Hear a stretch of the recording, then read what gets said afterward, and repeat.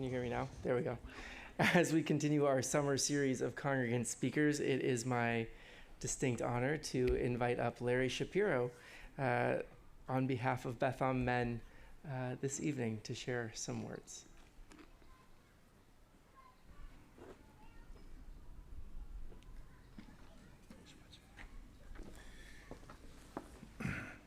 Shabbat Shalom, everybody, and in particular, a special Shabbat Shalom to Rabbi Rick Block, because he was my first Torah teacher, so he started me on this whole thing. When Rabbi John asked me to be the Beth Men speaker for this Shabbat, I felt very honored.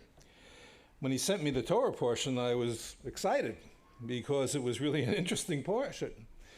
And I immediately started to outline what I was going to say. When I saw John at Torah study a week or so later, he asked me how I was progressing because time was short. And I said, I was puzzled, and I looked at him, I said, what are you talking about? This isn't due until August 11th. And then he looked puzzled at me and said, uh-oh, I sent you the wrong parsha. So then he sends me the right one. And there, you know, if you've been with John studying Torah, every portion is his favorite portion, okay? He didn't say that about this one. So I knew I was going to have some problems. Re'ah, which is this week's parsha, is not an easy part of the Torah to read. There are two basic themes. First, the laws of kashrut, which animals can be eaten, and how to slaughter the animal appropriately. The second theme deals with the nature of Israelites being the treasured people of God. Although the laws of kashrut are clearly important, I'm not a follower of that. Raised in a conservative and somewhat agnostic family on Long Island, my parents did not keep kosher. My mother used to say that we had a kosher-style home, which meant that shrimp and bacon were okay. But the meat was always kosher. And that was because it was provided by my father's Uncle Meyer, who owned a butcher shop in New London, Connecticut. Now, reading this Torah portion really brought me back some strong childhood memories of the giant white freezer chest in our basement, which was filled with paper-wrapped cuts of beef.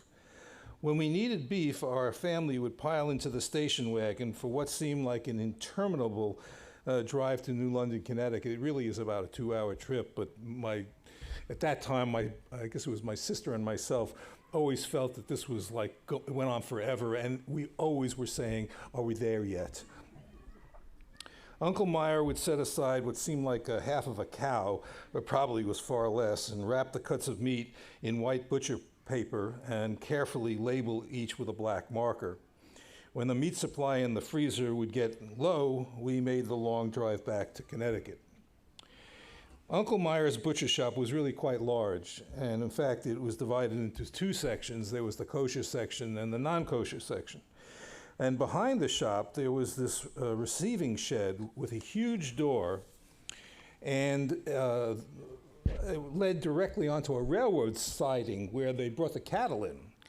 And I recall standing on the top of the stairs. I mean, it felt like I was a giant on top of this. It was probably not that big. And I was looking down at the workers where they were leading this steer in. And I saw the long knife, and I'm not exactly sure what happened next. I mean, I have this idea that I actually saw the ritual slaughter, but I don't think I did. And I can't imagine my dad would let a young kid see what was going on. But needless to say, that experience of being with Uncle Meyer did not deter me from eating a lot of meat over my life's course. The second theme in this portion talks about the Israelites and as God's treasured people. The concept of treasured people in this portion, unfortunately, is linked to God's instructions to wipe out the Canaanites and all their religious sites. This type of commandment is rather difficult to reconcile with modern Reform Judaism. However, there is something pretty interesting in the first 3 verses of the Parsha. They tell us that God set before the Israelites blessings and curses. And when the people entered the land of Canaan, they were to pronounce the blessings from Mount Gerizim and the curses from Mount Ebal. I imagined when I read that the first time is that these Israelites would march through a valley between these two mountains, just like the prior generation had marched through the parted Red Sea.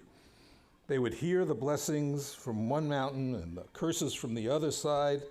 Unfortunately, that's not the way it worked, because in Deuteronomy 27, Moses actually tells you what they're supposed to do. He sends half the tribes up on one mountain and the other half on the other mountain, and then he has the Levites apparently shouting at them. Now, it's really unclear what's happening here, but really the question is, why did the Israelites need to hear the blessings and curses so often? I mean, it's repeated and repeated. In Exodus, in Leviticus, and Numbers, we are frequently told to obey God's commandments. Moses spends the entire book of Deuteronomy repeating what we have already been told, and he is explicit about the blessings that come to the Israelites if they follow the commandments, and bad times will come if they don't follow the commandments. It's obvious, to me at least, that I think Moses thought the children of Israel needed a lot of repetition, that they would forget the blessings and curses. And the first thing they had to do when they entered the land was hear it again. Maybe they were like Ted Lasso's goldfish that could only remember something for 10 seconds. Unclear. But modern psychologists have studied the issue of repetition and found that early and frequent repetition leads to retained beliefs. Unfortunately, this is also true for the repetition of false statements. The more the falsehoods are spoken, the more they are believed, something we are well aware of in modern America. Do you ever wonder why small children love to hear the same story or song over and over? Bedknobs and Broomsticks. My God, I must have watched that movie 1,000,000 times. My kids loved it. The child psychologist, I won't tell you the other movies they liked, it's just... Child psychologists tell us that hearing familiar songs or stories repeatedly gives a young child confidence and the comfort in knowing what the ending will be. It gives them a feeling of control. Are the children of Israel like my grandchildren who love to hear the same song over and over? The repetition in Deuteronomy certainly can make people comfortable, especially since they know how the story ends. They always got to get out of Egypt. They always make it to the promised land. Like any sort of practice, whether it be in sports, music, art, teaching, learning, or religion, repetition improves ability, creates confidence, and evokes calmness.